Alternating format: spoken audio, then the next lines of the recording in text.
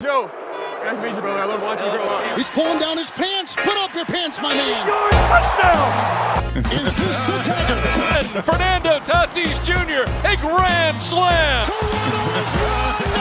Iguodala. It's funny to hear females talk about routes. Like, Pull up your pants. Take off the bra and be a man. Welcome to From the Backseat, hosted by Clark and Ethan. it's funny. Hello and welcome to From the Backseat. I am your host, Ethan, and I'm joined today by my co-host. What up, guys? Clark here again. A little bit happier this week because the Bengals actually won. Felt pretty good. And the Padres, on the same day as the Bengals playing, also won. So, overall pretty good. Can't complain. But I will say the only thing I have to complain about right now is we just got treated to two of the worst primetime football games in a long time back-to-back between the Denver Broncos and the 49ers, and then tonight between the Cowboys and Giants, who should not be allowed to play on primetime ever. Yeah, for sure. I mean, that Denver game was awful. Denver game was awful. I really think for like that, Packers fans are like, with Nathaniel Hackett, I just have no clue. I mean, we'll talk about that later. With Nathaniel Hackett, I have no clue what the Denver Broncos are doing. They look so bad. There's no explosiveness anywhere. I don't get why they signed Russell Wilson, to be completely honest. He doesn't look like he's worth $200+ million right now. I can tell you that much. I don't know that I'd lock him in for the next 7 years. No, not at all. I mean, we talked about this. We thought that, a guy having a pin in his finger and it get taken out, he's older. Things have aged. He's still good, but, I mean, they're in him for a long time. Again, it's early, though, but it just looks tough for them. Yeah, so let's talk about the Dallas and New York Giants game first, and then we'll move into the other week 3 because I have a long spiel I feel like I have to attend to based on how my team performed this week. Oh, yeah, I'm sure. But let's start off with Dallas and New York Giants. So the New York Giants fall to the Dallas Cowboys by a touchdown. Daniel Jones on the final drive to come back and tie the game. He throws a game-sealing pick to Javon Diggs where his receiver fell over. So, Clark, how do you feel about the New York Giants right now? I mean, if you're the Giants, obviously I think it's a little bit disappointing. You had a lot of momentum riding into things 2-0.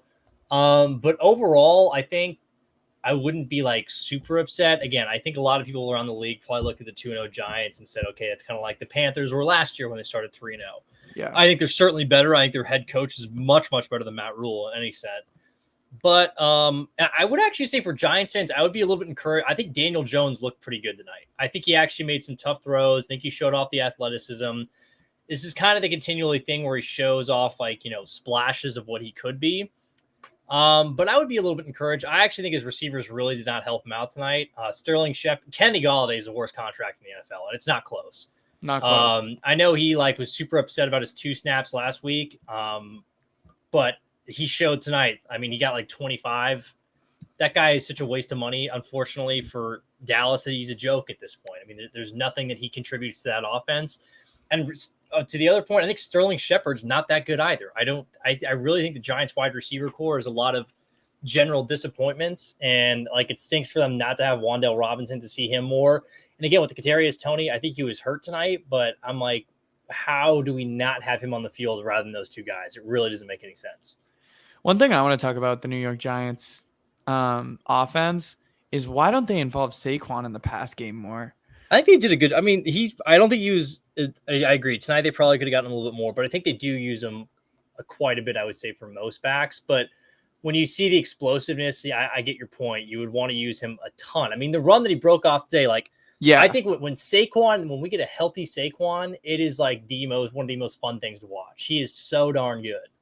So in the pass game, he got targeted 4 times, 4 receptions, 45 yards, average of 11, long of 21. Yeah, they could have gotten him more. They certainly could have worked in some more screens, but I don't know. Maybe the Cowboys would have been sitting on him just for how little they could get going on the outside. But if you're the Giants, I mean, again, you want to win this game, I'm sure, especially with Dak Prescott out.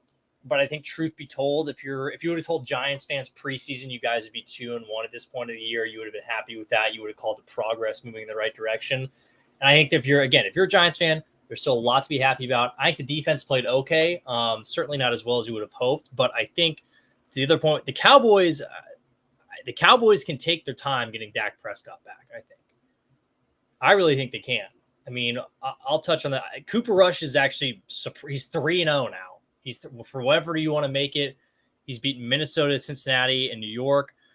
He looked solid tonight. He's not, going to replace Dak Prescott. That should not be a conversation at any point.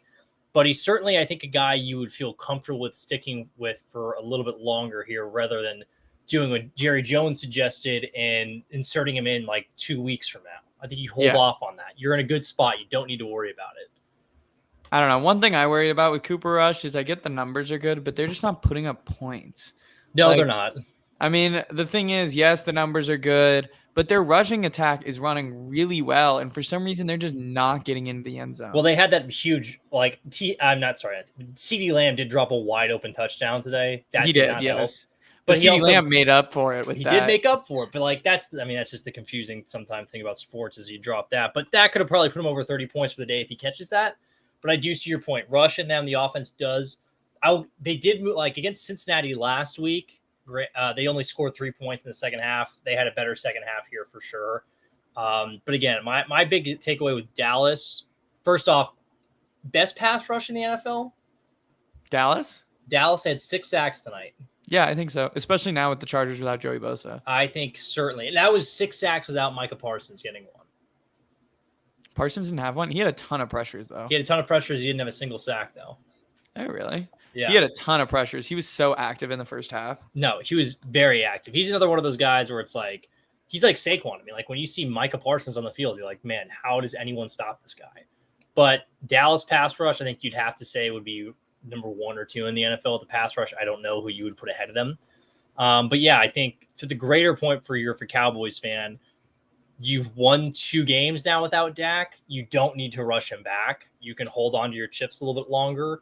Maybe you can, I don't know what their schedule's like, but maybe they can scrounge out another one. You find yourselves at 3-3 when he's back and really ready to go.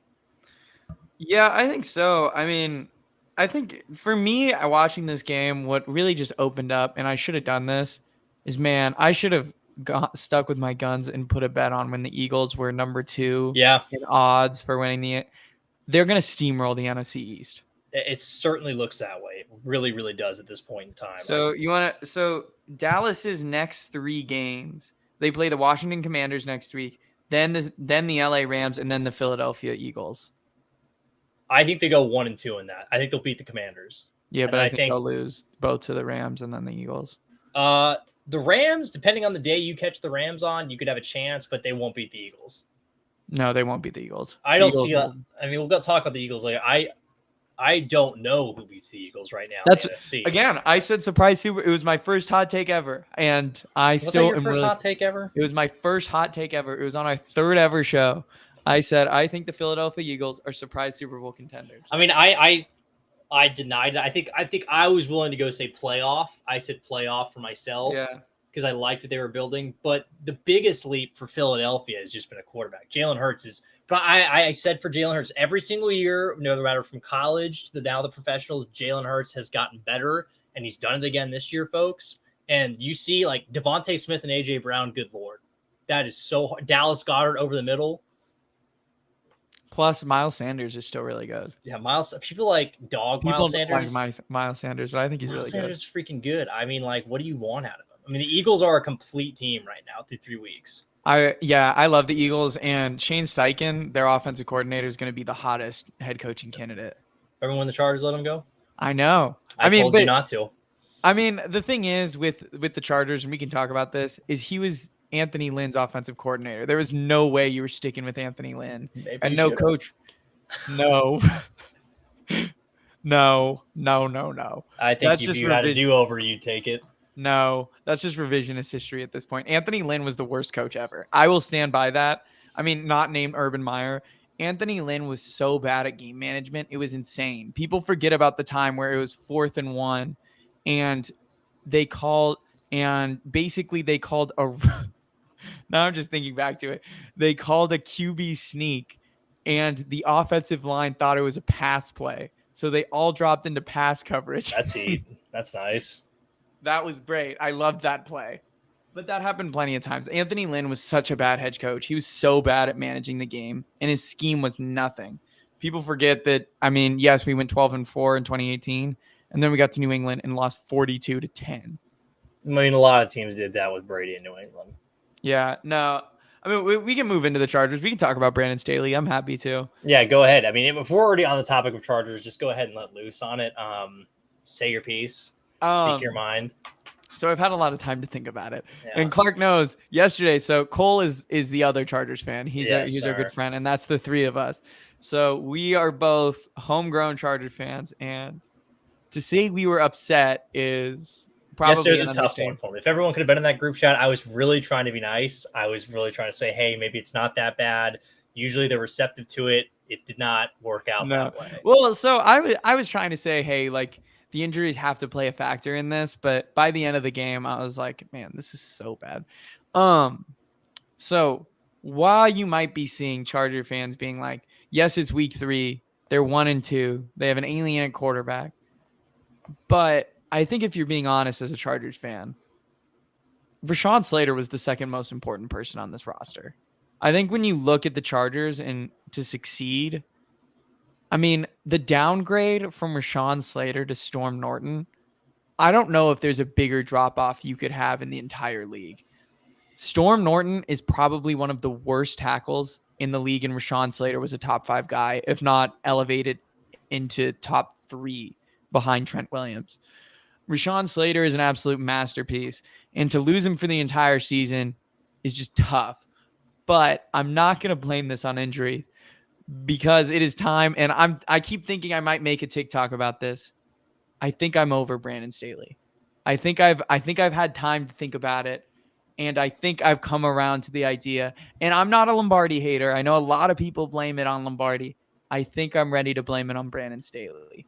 Reason being is everything that made him a great coach last year, he is not doing this year. What made him a great coach last year is he was aggressive. He was keeping you on your heels.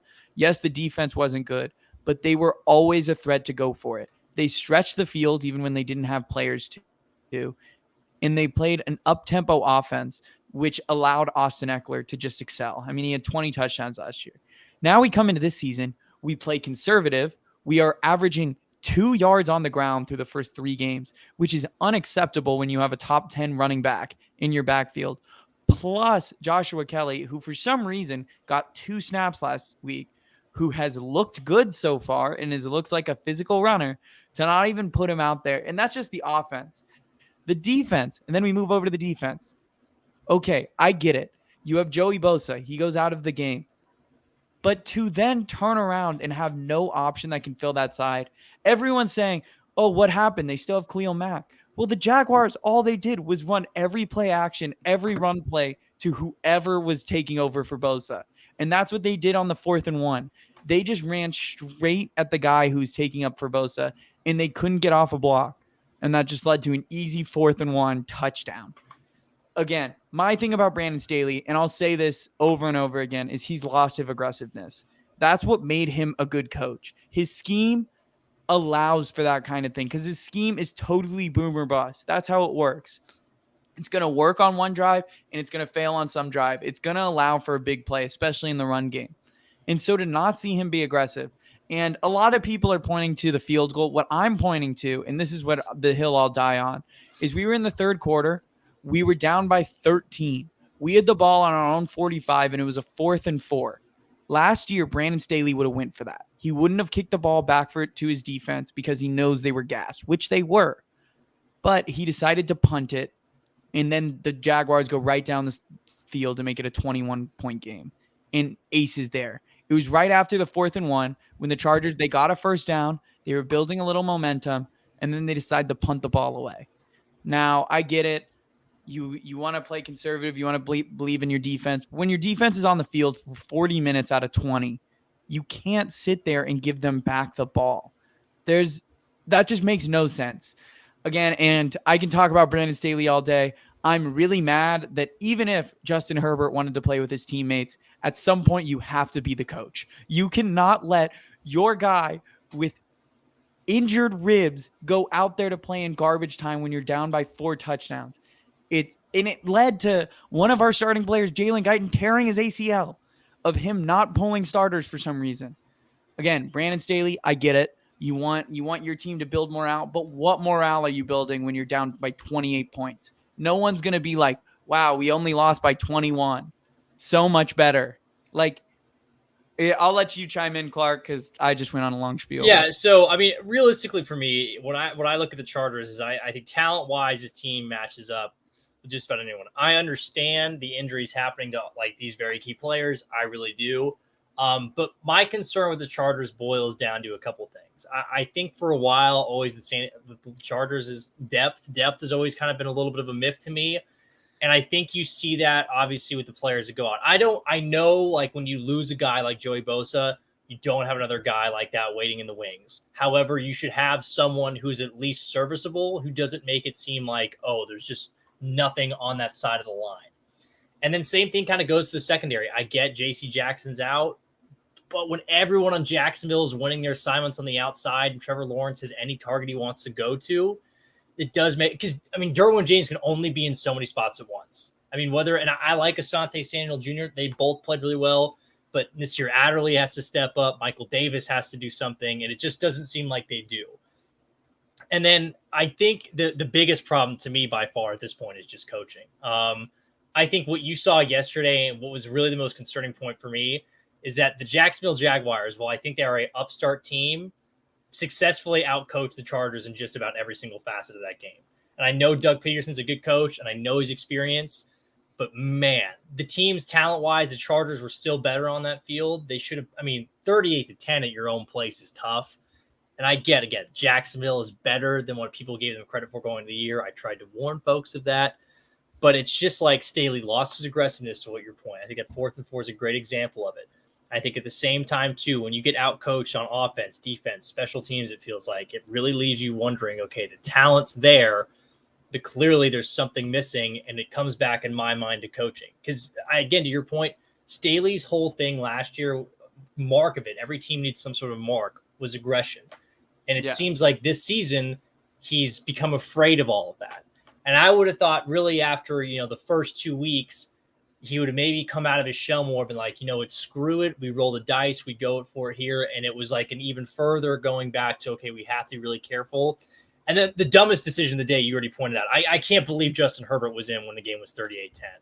I mean, that is begging for something truly terrible to happen, because if the season might already be in a little bit like it's not done by any means. I think it's an overreaction to say something like that, because there's a lot of season left. Things can change. I think the Chargers are still uberly talented. You don't know how some of these injuries lengthwise are going to last.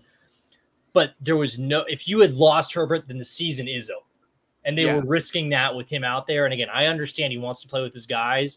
But look, you got to say, hey, man, I get you want that, but you're worth more than anyone on this team. And if we lose you, everything's over. There isn't a next week. There isn't a postseason. There's nothing to play for if you're not out there. I mean, it's the thing of like, again, I always come back to when he got injured in the Kansas City game and he came back in. I didn't even think he should come in then. And it was a 10-point game, and you could win with an onside kick. Like the Chargers were an onside kick away from beating Kansas City. Now, he ended up making the play, so you don't feel as bad about it. But this week was just irresponsible. I mean, he should have been taken out when they were down 21 at the start of the fourth quarter. It shouldn't even gotten to the point where we were going into 4 minutes and we're just letting him take shots for some reason against an offensive line that couldn't protect all day. They didn't have their starting center and they didn't have their left tackle. And it's dumb. Even more so because I bet you I didn't look at it. I bet Jacksonville probably had their second string guys, and they're treating everything probably like first thing. This is first team reps for them, and they might get a little bit too antsy and take a shot at the guy, and then everything just dismembers. It was the Herbert playing into the game was just a complete, like, what are we doing? Like, you know what? There's one more thing I want to complain about with Brandon Staley, and it has to do with maybe the most polarizing player on the team, one that I have had to apologize for many times, but I'm still not a fan. What is the plan with Mike Williams? What do they do with that guy? I get it. They just paid him $20 million. But in 2 games this season, he's had 15 yards and 3 catches. That's been his stat line. In 2 touchdown catch. He had the touchdown. Yeah, he went 1 for 15. And then in the Raiders game, he went 2 for 10. I mean, again, yes, he caught a touchdown. But if you're paying a dude $20 million, you should not be getting out of your opening 3 games without your number 1 receiver, Keenan Allen, again, he is the one right now. He should not be getting 25 yards across 2 games. Yeah. I don't get it. I don't understand. If you're going to pay Mike Williams $20 million, at least feature him in the game plan. No, I completely agree. I mean, if your number one guy is out, I would think there'd almost be more of a sense to force feed Mike Williams. Exactly. But it doesn't seem like it's there. And I don't know why they wouldn't take more downfield shots. You saw what he did in that one-on-one coverage he had the touchdown on. He'll go up and get it over most guys. Take a chance. But there seems, I don't know if that goes back to him being scared, Staley or Lombardi on making a mistake. But I agree. Mike Williams, less involvement doesn't make any sense. There's a lot of things that seem upside down in Los Angeles. Well, I mean, another one that we can talk about is Austin Eckler had 2 rush attempts in the game. Yeah. You're talking about a top 10 running back, and you ran the ball twice with him. I agree. agree. You gave Sony Michel 7 carries. The obsession with Sony Michel, I do not understand. I mean, he should have been benched from the moment that pass just dinked off him for a pick on the 5-yard line.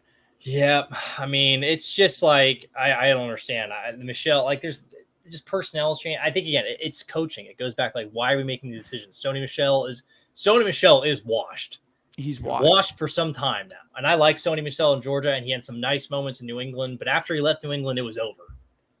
I mean, the thing is, all you're getting out of Sony Michel at this point is a pass blocker, which is not that valuable. No, it's really not. I mean, especially when Austin Eckler is probably the best pass blocking running back in the league. Like, it's such a waste of time. Like, what are you doing? You're just asking for a recipe to lose. I get it. You don't have your star players. So why are you taking star players off the field and not featuring them in the game plan? I know. The Chargers still, even without all of these guys, they still have stars all over the field. I mean, Asante Samuel Jr., for all you want to say, he looks like a rising star in the league right now. No, he looks like he's definitely playing really well at corner. He's looking so good so far. Derwin James was still on the field. Khalil Mack was still on the field. Justin Herbert was still on the field. Mike Williams was still on the field. Austin Eckler was still on the field. Plenty of teams win games with a lot less than that. Yeah. I mean, to say I'm frustrated is an understatement. And I'm at the point where if the Chargers don't make the playoffs, I think Brandon Staley's gone. Well, how could he not be?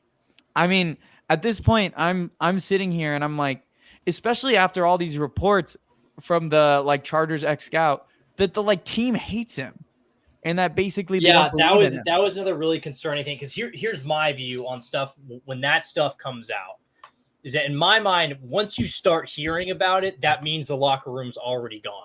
Yeah. If you hear about it, that means everyone's already talking about it, and they're already it's been discussed. Guys don't trust him at that point, and it's just bubbling to the surface, and that's how you know you lost it. But I mean, I would agree if Staley misses the playoffs, because it's a different situation. He was brought in, I think, after everyone saw Herbert's year. You have a guy like that in year 2. The expectation is to compete and win. You give him a pass for the first year, but the Chargers came in what? I mean, again, we're really early. We're still week 3. But this was a team that was the second best odds in the AFC to win the conference behind Buffalo. Mm-hmm. I mean, the second best odds team in the AFC should not be losing by 28 points to Jacksonville at home in week 3, even if they do have injuries. I can understand a loss. I have a tough time understanding a 28-point loss. That's a blowout. No, it's a blowout. To a team that came across the country. Well, so another thing I'm going to say, and this is going to be controversial, is I'm starting to get on board with maybe Herbert isn't a winner. I mean, at this point, I know QB isn't a winning stat. I'm not knocking him down the list that much, but I am starting to think of come on, dude. You're an absolute alien. How does this continue to happen? How do you continue to lose? I'm not going to put it on, because the defense through the first half played extremely well for the circumstance they were put in. They played against 7 possessions in the first half, 2 of them within their own 25-yard line. I mean, that's a tough way to play, and especially the first 4 drives from the Chargers were 3 and outs. I know. You were on the field for the entire first half, and they gave up 16 points. I will say this. I am not going to buy into the Herbert's not a winner thing. No, I'm not either, but I'm just, the more that this happens, the more it starts to creep into my head of what is going on here. Okay, this is my theory on. I think it's a couple things. I think we talked about it briefly last week. I think scheme wise, it doesn't help. Like Herbert needs to be able just to unleash downfield more. I don't know if they don't draw enough plays for him to do that, but there needs to be more explosiveness. I think sometimes, and I think he doesn't help out with it too. I think sometimes he's afraid to make the mistake. No, that's not what I'm going to talk about. Again, I think this goes back to the Brandon Staley thing. Brandon Staley has made it abundantly clear the kind of receivers he wants on the team are big-bodied, big receivers who can make the 50-50 ball catches. He has made that abundantly clear. He said it in interviews. He said it time and time again, which to me are not the kind of receivers you should be having Justin Herbert play with. No, Herbert, I mean, you can have one of those guys on there, but they should be able to do more than just one thing. Honestly, they should only have Josh Palmer. Like, honestly, at this point, Mike Williams they have too many. It's kind of redundant. Well, because, again, we talked about this. I think Josh Palmer, I think Keenan Allen, and I think Mike Williams all have far too similar of a skill set. They're they're possession big guys. They don't run with the ball after the catch. None of them do. Like, I mean, every time I look at it, like, what would this offense be with like a Jalen Waddle or a Tyreek Hill or like one of these speed guys to where they can just open, or Jamar Chase? Like, again, I agree. These are all the top guys in the league right now. But every time I look at it, I'm like, I'm not going to hate Lombardi because I think the scheme works. I just think there's something wrong with the way it's executed right now. And so this is where I'm getting on board with the Herbert isn't a winner, because I don't think Herbert can make pre-snap reads very much. The more I watch games, the more I'm like, dude, like, come on. Do you even identify coverages? Like, anytime it's cover 2, he will not take a shot, even if they have a cover 2 beater called. Like, they could have a post right through the middle, breaking through safeties, and he will not throw that ball, even if it's past there. And sometimes I'm just like, dude, do you just snap the ball and then see what happens? Like, read the defense before. It's like, that's your job. I mean, I agree to an extent. I think, again, it's only year 3 for the guy, but I think that's one part, like, for a comparison, because as people know, I'm a Bengals fan. I think Herbert would be welcomed if he had some of that gunslinger attitude that Burrow does, where he's just like, I'm going to throw this. If it works out, it works out. If it doesn't, it doesn't. And I agree. I think Herbert has a hesitation to not want to take the deep shot, which is silly to me. And I mean, obviously no one's going to pull, but he has the arm to make every throw. I mean, you see Josh Allen, you see Mahomes. They have the guys that body type the same and have the same caliber arm strength. They make those throws. Herbert just isn't yet. I don't know what the reasoning is or what the holdback is, but I agree. I think there's times where he certainly needs to just unleash it more. Yeah. Just let it fly. Let it eat. If it's an interception, who gives a shit? You get the ball back at some point. Agreed. And especially with this is the thing that I don't get the philosophy. All about the Lombardi's defenses, don't turn the ball over, be really conservative, that kind of thing. But then we have Staley, who's not aggressive anymore. So we're just always giving the ball back to the defense. If we really truly believe in the defense and we're not going to go for it anymore, then take more chances on offense. Because if an interception comes, then you can believe your defense will stop them. Again, they gave up a pick at the 5-yard line, and they gave up 0 yards, and the Jaguars had to kick a field goal. I mean, start taking aggressiveness. If you think your defense can do that, then play that way. Like, you can't just be half in, half out. No, I agree. And I think the Chargers defense for the first 2 games, like, if you needed, evidence to be able to take more risk, the Chargers defense played well the first 2 weeks. You have to trust your defense to stand up if you make a mistake. It's just the reality of it. And I think the Chargers have a good enough one where, if you let one or two fly and it just doesn't work out and something stupid happens, they'll probably be able to pick you up. You got to trust the other half of it. So for sure. I do want to move on to something else, and that's on the other side of the ball. I think I'm ready to call Trevor Lawrence a top 10 quarterback. I think I'm getting close to it. I knew. Well, I wasn't saying that he was bad. I know you were, but I never said he was bad. I know, but I just know you have your Eagles moment. I have my Trevor Lawrence. Yeah, see, I was all on the Eagles. I was all on the Jalen Hurts trade. I was like, I think he might be an MVP. Well, the biggest banner I'm going to hang up at the end of the year is I said Lamar Jackson would win the MVP. And it's looking pretty good. He is incredible this year. The only thing that might hold him back is his team, but he looks so He does look so good. He does look so good, but I'm saying, like, for example, the Ravens did just give up they probably should have given up 30 plus to New England. Yeah. And they got very lucky. Thanks to Nelson Aguilar fumble. I know. Great play by Kyle Hamilton. But let's go back to Trevor Lawrence. I think, look, I mean, I talked about this offseason. I think the Jaguars as a whole got much better. You built Urban Meyer for a known winner and good offensive mind in Doug Peterson, and you paired better weapons. Marvin Jones was already good. Zay Jones has been a nice addition. Christian Kirk has been really good. He's been really good. Their three options on the outside have been fantastic. James Robinson, oh, look at that. Someone knows how to use the guy after he got freaking thrown to the side all last year. And guess what? Travis Etienne looks really good too as a number 2 guy. They're both effective runners. And Trevor Lawrence, I think people forgot, like, he was the number 1 overall pick for a reason. There was a reason he was a generational talent, and you're seeing it come together. He's reading defenses really well. He's making much better decisions than he did last year. And he's pairing it with an unparalleled top 5 quarterback talent. The Jaguars are going to beat a lot of teams. And not only that, but I don't know if you could tell yesterday, but the defense is pretty good too. So Trevor Lawrence to me is like, again, the talent was always there. He was working with nothing last year. He's gotten a little help. He watched a lot of tape. He's in year 2, and you see what happens when a quarterback marinates, gets proper coaching, and has the talent to match. The dude looks phenomenal. He's going to carry Jacksonville a long way. And I think really, I know it's early, but congrats, Jacksonville. You have a finally, it looks like a really legit great quarterback. Okay. So I totally agree with you. I think by the end of the year, he's going to be in my top 10 list, but I want to flip it to a different team. Justin Fields looks horrible. Yeah. I mean, if you're the Bears, I think you almost have to move on. He looks so bad. But Fields, again, he looks bad, but is it really all his fault? I mean, I get what you're saying. The team's terrible. But come on. He can't even complete passes. Like, I get the team's horrible, but he still got 200 yards on the ground from Khalil Herbert, and he literally could not complete a pass against the Texans secondary. Well, the Texans are a little bit feistier than people want to give them. The Texans are what we would label feisty, but I agree. Okay. What is going on with Daryl Mooney? Daryl Mooney's the only capable option there. Well, they've gotten him like 3 receptions the entire year. I don't know. Again, everything in Chicago, there's 2-1 somehow. First off, that's a miracle. Yeah.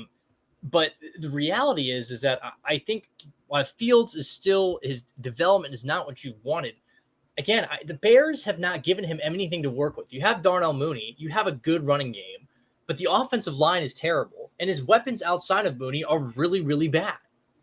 I mean, it's tough to develop as a quarterback in a team that's already bottom 5 with bottom 5 weapons and a bottom 10 offensive line. I agree, but he just can't even complete passes. No, I agree. I think I'm not saying I'm not concerned. I certainly am. If you're a Chicago fan, I'm not super optimistic.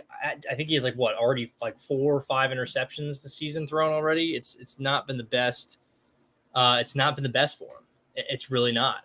For sure. I want to jump to a different game, and this made me think about it. Let's talk about Derek Carr. Derek Carr and the Raiders. 0-3, only 0-3 team in the league. Currently first overall pick if the season ended this year. Mm-hmm. What do you do with Carr after this year? Well, there's a lot of the season left. That's a big part. That's a really big part. There is a lot of season left. There's a lot. Again, I've told people my belief is that you don't really make assessments until a little bit longer than this, probably around week 6 or 7. But this is a team, and the Raiders, a lot of people were also saying, lock it up, playoffs. And look, the reality is that they've looked really bad. Carr, I think people said, Carr was dealing this past weekend. I don't know what you think dealing looks like, but that's not dealing. I think really my biggest concern is still the thing that it was before the season. McDaniel is not my guy. I don't think he's going to be the guy. I think a lot of it hurts. I don't feel like they're getting the ball to Devontae Adams enough. Darren Waller can't hold on to a ball either to save his life. I mean, when we're relying on career days from Matt Collins to keep you within a 2-score game against a Tennessee team that just got embarrassed. I don't think Tennessee's that good, and they just lost to Tennessee. For the Raiders, the Raiders at this point, I really don't know if they make the playoffs. I don't think they do. Derek Carr, I don't know what you do. He's not, again, Derek Carr, I've said it before, Derek Carr is closer to Kirk Cousins than he is one of these top 10 quarterbacks. I'm starting to think he's lower than Kirk Cousins. He is lower than Kirk. Kirk plays better. Like Kirk shits the bed on primetime, but at least Kirk Cousins shows up in regular season games and wins Minnesota games occasionally. I mean, Derek Carr, I get people want to be like, oh, well, the scheme is bad, whatever. He's just not making plays. Like, at the end of the day, he has Darren Waller, Hunter Renfrow, and Devontae Adams. There's no excuse not to put up more points. Like, you can talk about all you want about the offensive line isn't very good. Oh, Josh Jacobs isn't running well. It doesn't matter. He should be putting up more points than this, and he should be playing better than they haven't scored over 30 yet, have they? No. I mean, they haven't even come close to it. No, I think their highest win total, or I think in all 3 games, they've almost gotten 23. Last game, they got 20. And then I think in the first 2, they were 23. Yeah, I mean, who do the Raiders? Let me look at the Raiders schedule really quick. What do they got coming up? I mean, they're at Denver next week. Denver, Kansas City. I, at this point, think they lose both of those games. They might be able to pull out Denver, but they might be able to pull out Denver. But Kansas City, they're going to get murdered. They're going to get absolutely murdered. That it's going to be like as bad. It's going to be about as bad as when they played last season at Arrowhead. It's going to be really bad. I have the Raiders. To me, I really don't have a lot of faith in. I mean, because look, here's the thing. If I look at the next couple games, even after the Texans, the Saints in New Orleans, close. Jacksonville beats them. I think Jacksonville definitely beats them. The Colts, I think the Colts beat them. The Colts showed me something a little bit last week. The offense is still terrible, but the defense still exists. Yeah. So, I mean, I don't have a lot of faith in the Raiders right now. I really don't. I think 0-3 is a really bad spot for them to be in. I don't think has an 0-3 team ever started 0-3 and made the playoffs? If it has, it's been a really long time. Well, so there's been one 0-4 team. There have been 0-3 teams, but no team since the expansion of the 7th game has started 0-2 and even made the playoffs. So 0-3 would be new history, but there have been 0-3 teams that have made the playoffs. Not that many, but there's never been an 0-4 team make the playoffs. Yeah, besides for one, and it was a Chargers team in the 80s. Yeah, 0-2. I think 0-2 now with the extra game is doable. You can do 0-2. We've only had the one game now. I think it's certainly doable. 0-3, really tough. They lose to Denver, season's done. That's it. It's over. Yeah, you might as well wrap it up and book it. 0-4, you can't do. And for Denver, again, this is an offense on paper should be running like a Bugatti. It's currently operating like a Ford Focus. It's not really bad. It's bad, and they're not getting the most. Like Darren Waller, how much did they pay? The number of drops that he had last week. He had again a screeching post. For some reason, went with one hand, could have gone with 2, dropped it. I mean, I heard so much of the Raiders fans' mouths about Darren Waller. Give me a break. Dude, it's like you paid him how much and he can't freaking make a play for you? Good Lord. I will say, actually talking about Waller, the state of the tight end position in the NFL is really bad.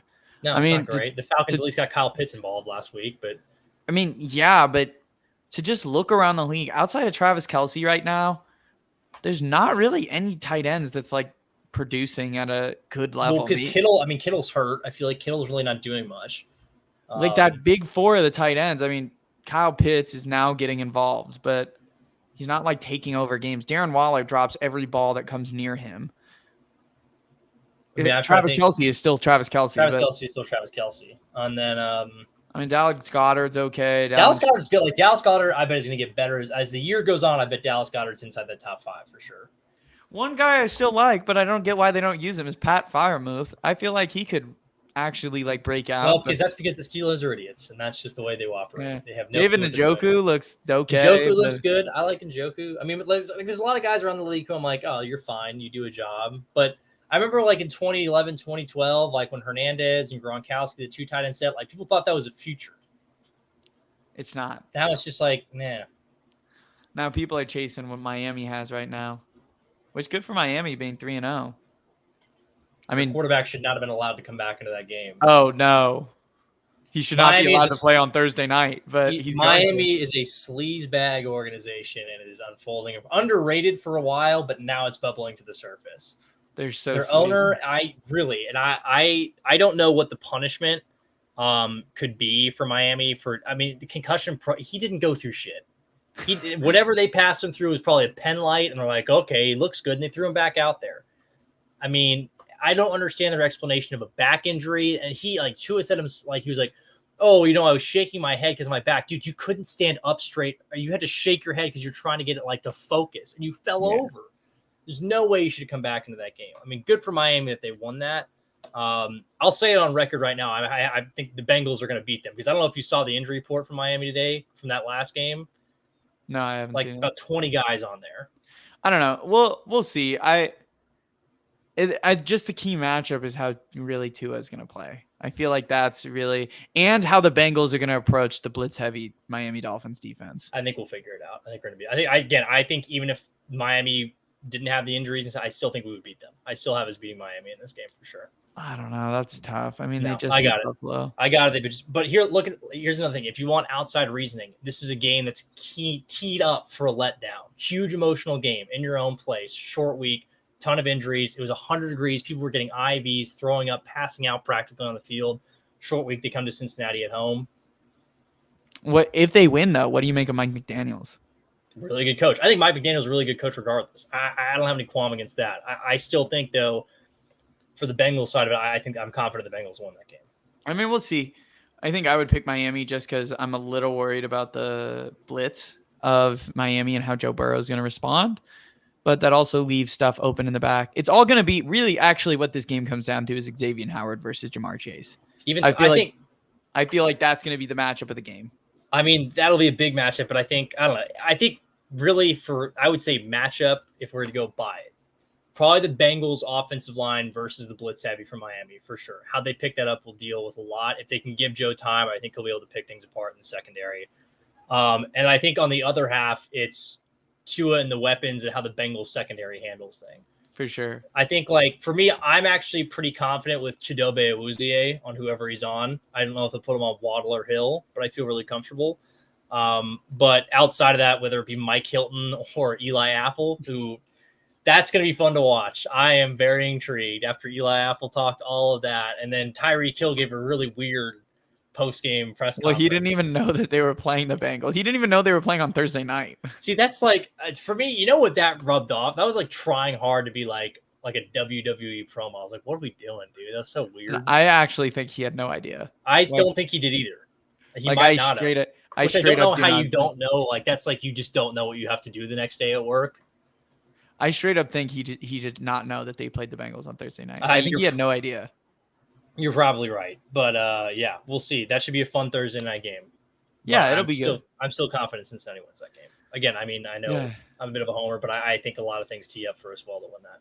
Yeah, we'll see. I mean, we'll see. I haven't quite bought into the Miami thing, but they've won a lot of games so far. They've beaten Baltimore. They beat Baltimore. They beat Buffalo. I mean, no, they look good. I think Miami, the way that it sits right now, certainly looks like a team that's, like you said last week, they look like they're going to steal a playoff spot in there.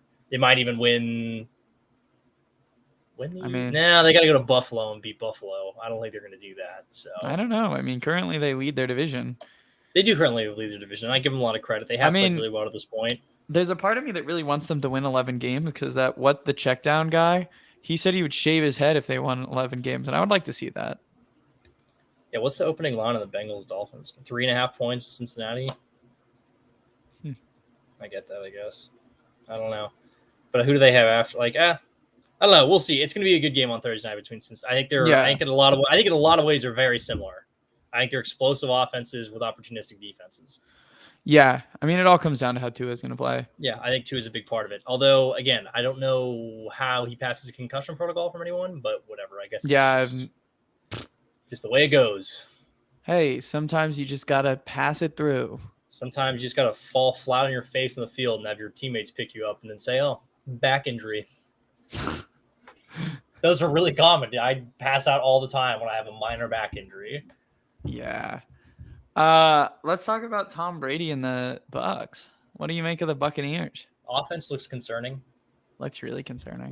I think you're seeing. I know Tom had that big thing on his finger. People talked about that. I don't really know what that is. Maybe some other Botox on his finger. Need to look a little bit fatter.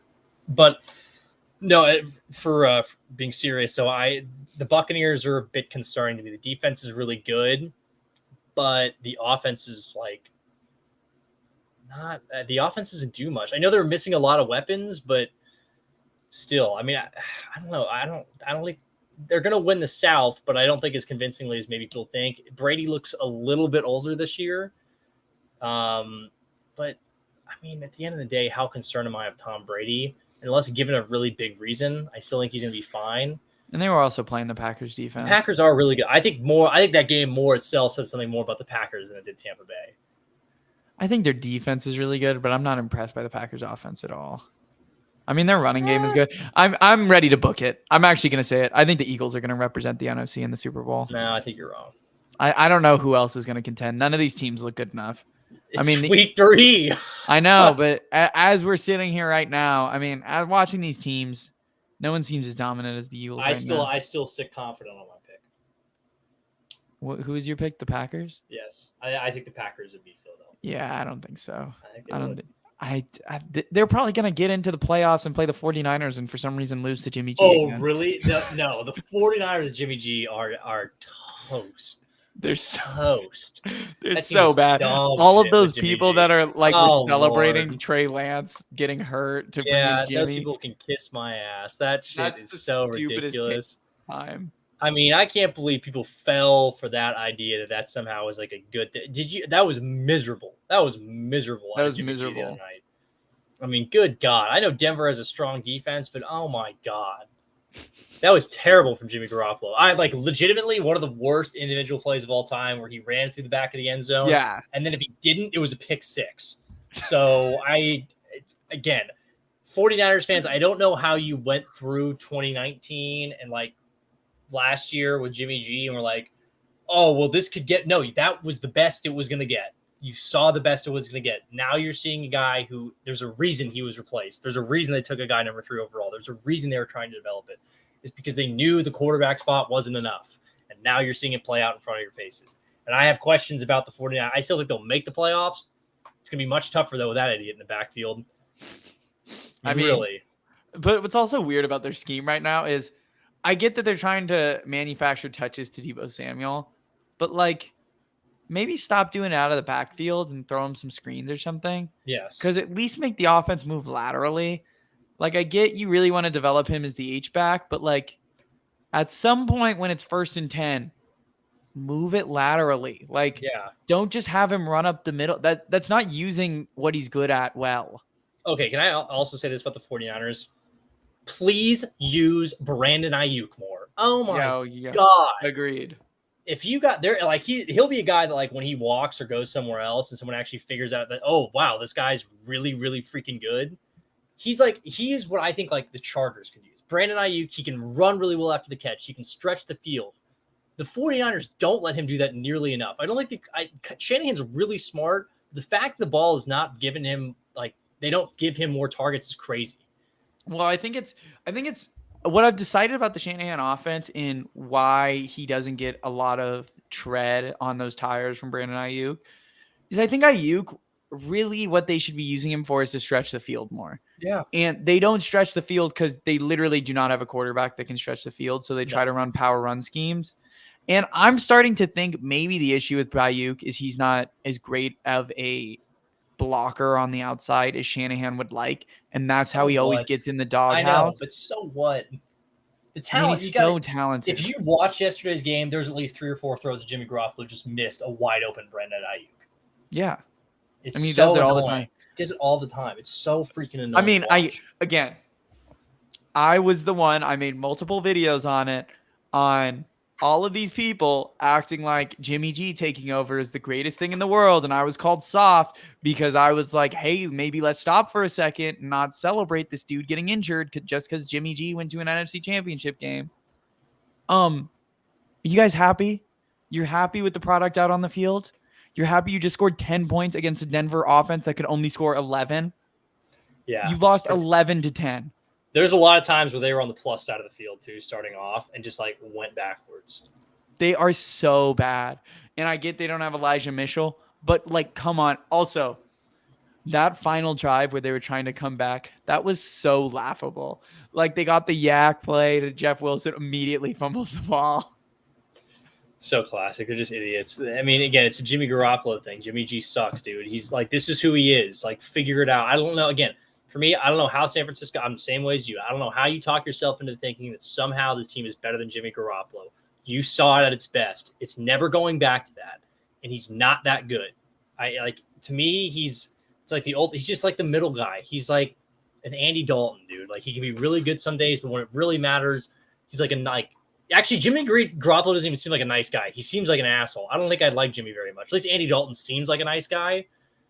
I mean, Jimmy Garoppolo, when the chips are down, just a big turd right in his pants. See, that guy freaking will lose it for you 100 times out of 100. I mean, people keep forgetting. They keep saying, "Oh, Jimmy G got to the NFC Championship game again." They scored like 10 points against the Green Bay Packers in that game. Even like the big thing, like this should have been like, and I think this is why Kyle Shanahan went out there and got Trey Lance. When they went to the Super Bowl that year, I remember after the first game, like when they played Minnesota and Garoppolo threw that interception, they threw it like 3 more times the rest of the game. Shanahan's like, I'm not letting you screw this up. I'm not letting you screw this up. They literally do not trust Jimmy G at all. And 49er fans, look at the wins. Again, Jimmy G is the promo of quarterback wins do not equal equivalent Success. Value. Yeah. I mean, again, you watch any Jimmy G game and you sit there and you're like, how is this dude a starter in the league? Like, how is this dude on like playoff rosters? And then you watch talents like Justin Herbert be ruined on these horribly schematic teams that just don't work out. I mean, Jimmy G is so bad. I agree. I will say, he's terrible. One player that I think gets dogged a little bit too much, and maybe it's a little biased to me, and this could be our last point, and because we're talking about mid quarterbacks, I think Mac Jones is still good. A lot of people want to dog him right now. Actually, Matt Jones did a lot to keep them in that game. I think he's still good. I think he's kind of limited by the receivers he has on the outside, and maybe he presses a little bit too much, but he's a second-year player in the league, and I think he's playing pretty well. No, I think Mac's fine. I think he's fine. I mean, I would take him over Carr right now, to be completely honest. That's a little biased. Really? Right now, I mean, I don't know. If you were to put Mac Jones on the Raiders, you think they're still 0-3? Yeah. Yeah? I think there's a lot of other things going wrong than just Derek Carr, but I think Derek Carr is a huge contributor to it. I think Mac would at least give the ball to Devontae Adams maybe once in a while. Carr is a better arm, though. Yeah, but he can't deliver the ball, so why does it matter? I guess it's true. I don't know. I still think they would probably be 0-3 in both scenarios for sure. Maybe. I mean, I don't know. I think like the Raiders for me, I'm just like, all right, this team's. I was told so much about them. I was told so much about Derek Carr. I was this Mercedes offense, freaking. Let's talk about one more quarterback and then we'll go. Let's talk about Russ. So Russ, the people who we got acclaimed of hating on too much, in that us calling him cringy is like a joke too. It wasn't even that big of a deal. It's not that deep. No, Russ, I think the slogan should not be "Let Russ cook." It is Russ cooked? That's what it looks like more at this point. Is Russ cooked? I mean, I don't know. Nathaniel Hackett appears to be way in over his head at this point, 3 games in. I mean, the fact that he hired a game day assistant, that's really bad. And I don't think this, but for the Broncos, it's when I'm scratching my head. Again, these are one of these teams where I was like, oh, we have Cortland Sutton, we have Jerry Jeudy. I'm like, okay, yeah, you do, but you don't do anything with them. And then otherwise on the offense, why is Melvin Gordon getting more touches than Javonte Williams? That makes no sense. Why are they doing sense? Why are they doing this weird 3 running back thing? Javonte Williams is by far the best back in that backfield. It's not even close. No, and for some reason they have this insistence on keeping Melvin Gordon in the rotation. Personnel-wise, it's stupid. As a fantasy owner, I'm even more upset because I stole that dude in the 3rd round, way back in our rookie, because it's a dynasty one, and I've I don't know why, but for Russ himself, Russ doesn't look good. He hasn't for some time. If we go back to last year, Russ is not the same guy he was 2 years ago. Injury, no. He's been hurt a little bit. He's been hit a lot. I said it again. He came back from surgery really fast. Getting a pin removed from your hand is not the easiest thing in the world to come back from.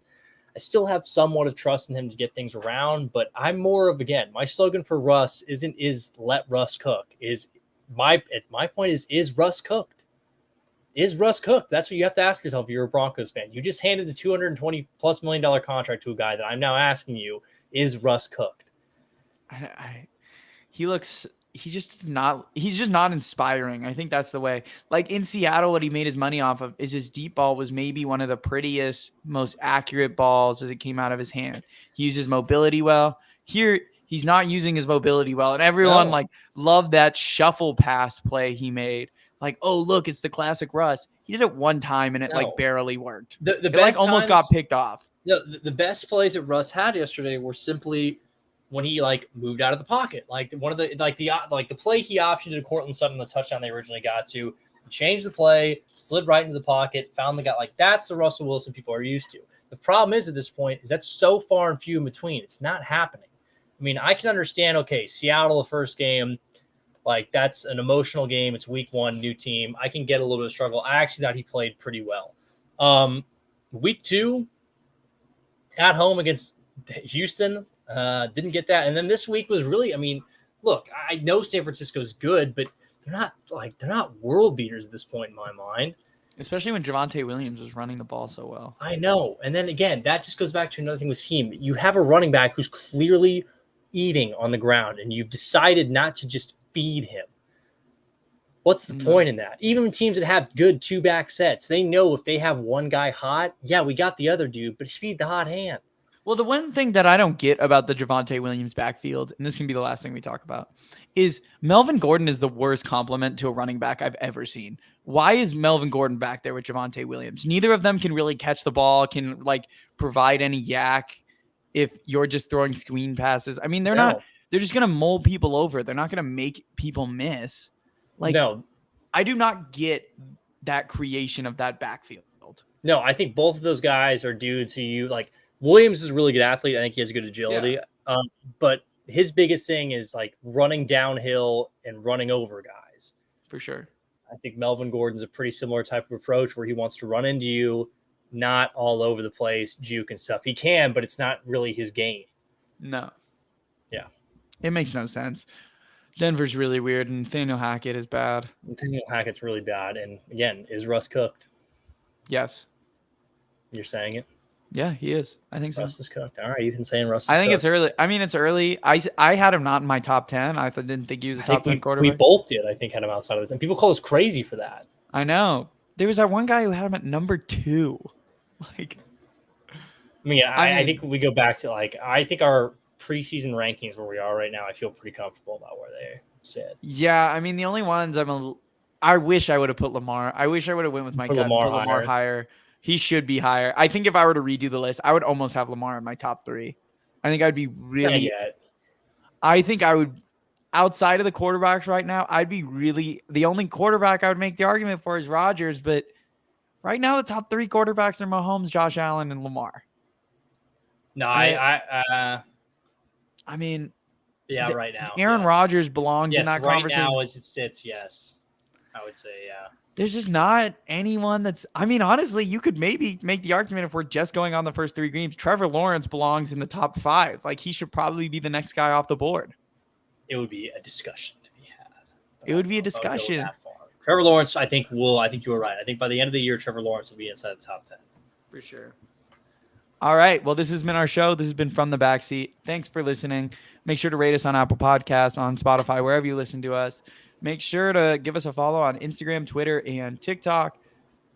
Make sure to just interact with us. We love interacting with you. We're making new kinds of videos, so if you want to go watch them, make sure to check them out on all of our platforms. Continue to subscribe to the YouTube and give it a like. So thank you for watching. Appreciate it, guys.